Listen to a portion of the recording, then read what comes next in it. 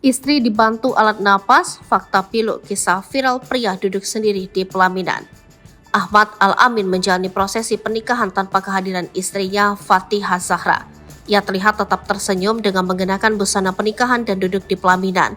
Lantas apa yang menyebabkan sang istri tidak mendampingi di hari yang begitu penting tersebut?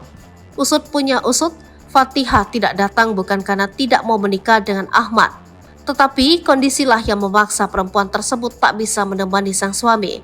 Kisah pernikahan Fatihah dan Ahmad ini viral di media sosial. Video di saat Ahmad duduk sendiri di pelaminan sudah disaksikan banyak pengguna media sosial. Mengutip Tribun Jabar, Fatihah diketahui seorang perempuan asal Malaysia. Dialah yang mengunggah potret Ahmad duduk sendiri di pelaminan ke media sosial.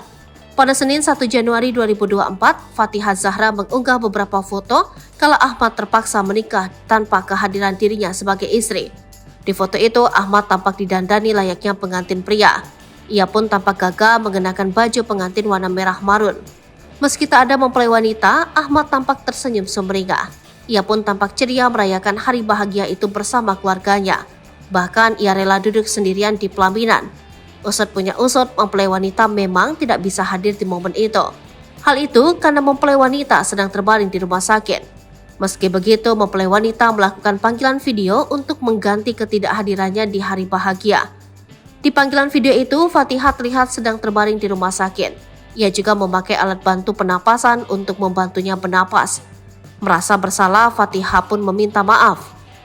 Akhir sedih tahun 2023, maaf suamiku terpaksa bersanding sendirian, tulis Fatihah. Usut punya usut, keduanya telah melakukan akad nikah pada 23 November 2023 lalu. Kala itu Fatihah pun hadir dan sedang dalam keadaan yang sehat.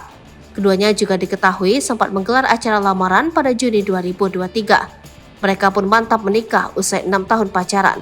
Mengetahui hal itu, netizen pun langsung ramai memberi komentar.